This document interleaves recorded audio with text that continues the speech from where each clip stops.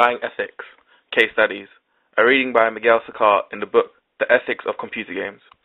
In this reading, Sakar puts his theoretical ethical framework into 3 examples.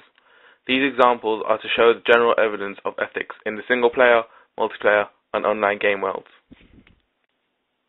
Our first example is BioShock, which Sakar uses as a case study for the ethics of single-player games. It was released in 2007 and was an important example of a game that pushed the boundaries of the game design expression. Furthermore, because of its storyline and game mechanics, moral gameplay was of great importance. Sakar believes that BioShock has failed and succeeded in creating an ethical single-player experience, and I will explain both. The first ethical design of the game is in a story, where the player is put into rapture, where there is ongoing conflict between the founder, Andrew Ryan, and Atlas, an unknown character, till you progress through the story, where you will know what his true objectives are, as well as his identity. The player will know from the start of the game that one of his main missions through the game is to kill Andrew, and throughout the first half of the game, you'll go about disabling the defenses before getting to Andrew. Then the player will assume that Andrew will be the boss and to defeat him whilst using the powers that the player acquires up to that point. However, the information up to that point in the game will make the player question Atlas's true intentions, making the player think that they may want to become allies with Andrew. But this is where the ethical mechanic takes place. Andrew Ryan is going to be killed, whether you like it or not. The player may have realized after a cutscene where the brutal murder of Andrew Ryan happens that he has been controlled by Atlas due to him planting trigger words that force you to do said actions. The death of Andrew Ryan wasn't going to change. The player was manipulated all along to kill him by Atlas. Moreover, as soon as you meet Andrew Ryan, the player is immediately put into a limited space where you can move around freely, but you can't use any weapons or interact with anything around you. Then it becomes computer controlled, where you see Andrew being killed. Quote, "The change from agent to spectator, from agent to passive being marks what should be read as a designed ethical experience. We are powerless, contemplating a horrendous act yet that we have caused by our previous actions." End quote. The players are central agents in the game that interact with things in certain ways the developers wanted in the game world, therefore creating, quote, "a two-way relationship in which the developers have the responsibility for the game world and the freedom of the player within it, while the player is responsible for the actions taken within the game." End quote. But when it comes to killing Andrew, a huge shift in power takes over, where the computer takes control with the values of the narrative. As a result, the player will be forced to look upon their own actions and their meaning in-game. We are not empowered beings, but we are mere agents in the larger system, in which the extent of our agency will be questioned, thus succeeding in creating an ethical experience within a single-player frame. However, its failed attempt of creating an ethical game experience lies in another matter: the Little Sisters. The Little Sisters are genetically modified girls who collect a precious substance called Adam from corpses, which is used to buy weapon upgrades.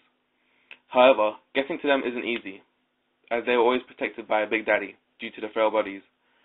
But in order to get to the Adam, you have to first kill the Big Daddy, then you have a choice: to harvest or kill the Little Sisters. This is where the game fails when creating another ethical experience.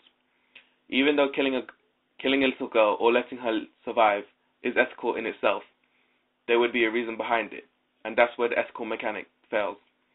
There is practically no difference in letting the Little Sisters live or die, only in the quantity of Adam you receive afterwards and the final ending of the game. The player will only decide to kill the Little Sisters based on the amount of Adam needed in order to explore genetic power trees.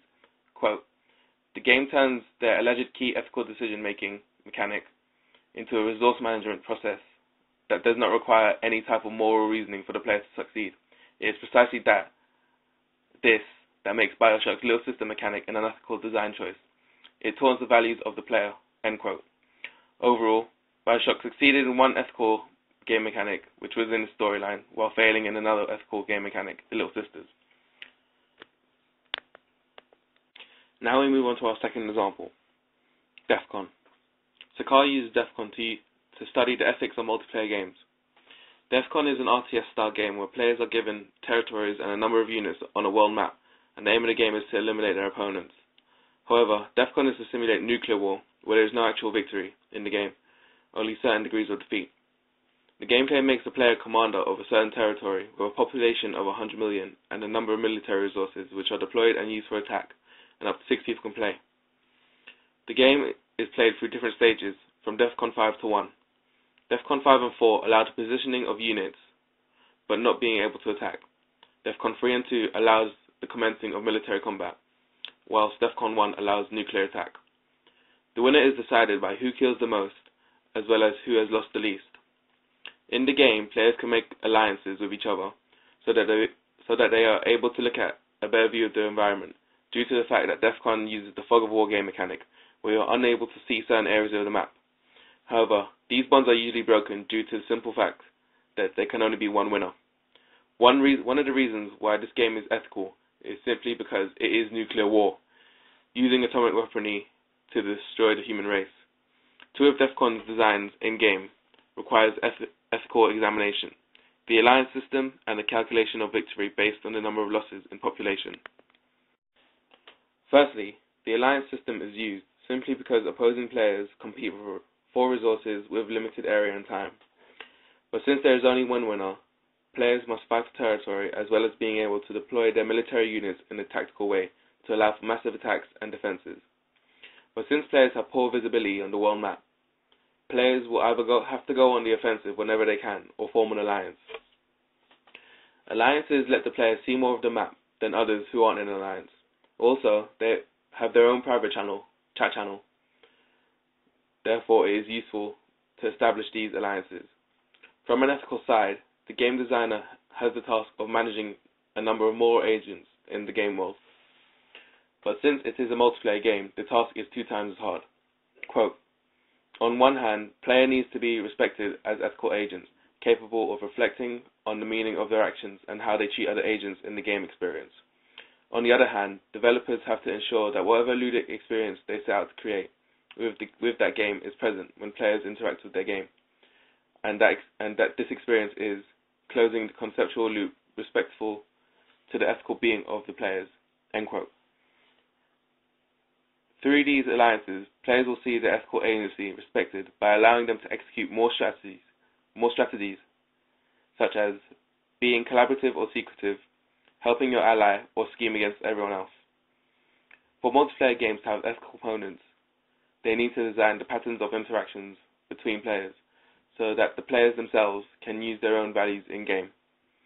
This in turn empowers players to look back at their own actions towards other players in the game experience, therefore creating an ethical experience within a multiplayer game. However, ethical agency is limited by one factor: there will only be one winner. Quote, "These types of tensions, which are created by means of alternately manipulating the players, intentions of cooperating and conflicting by means of game design, can create relevant multiplayer ethical experiences, forcing us to reflect on what we do and how those actions affect other agents of the system." End quote. The second ethical design choice that defines DEF CON as a moral gameplay experience is the scoring system. In most games, the winner of a game is the one with the most points, or who has reached the certain amount of points in a game. However, in DEF CON, players win by getting mega deaths, as well as avoiding them. In layman's terms, people who suffer a large loss in-game, but score the highest, may still lose. DEF CON creates a balance between games being a design system for interaction, as well as being able to have embedded values. DEF CON does this by not focusing the game on the narrative, but on the dynamics of interaction between players. DEF CON influences our conventions regarding victory conditions by changing the overall score into a measurement of defeat. DEF CON takes an ethical approach regarding the points. Players are encouraged to score millions, and by millions, that means the killing of the opposing player's population.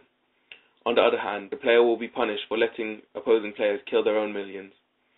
This therefore makes DEF CON appeal to ethical player who will play to win, as well as look back at the game and be affected by their experience of it.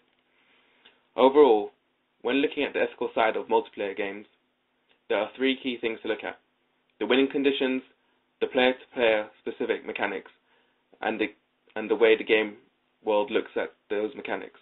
Quote, players will create their ethical values in the game experience oriented by the game design, and that can have a strong influence in the actual ethics of the games as experienced by ethical agents, end quote.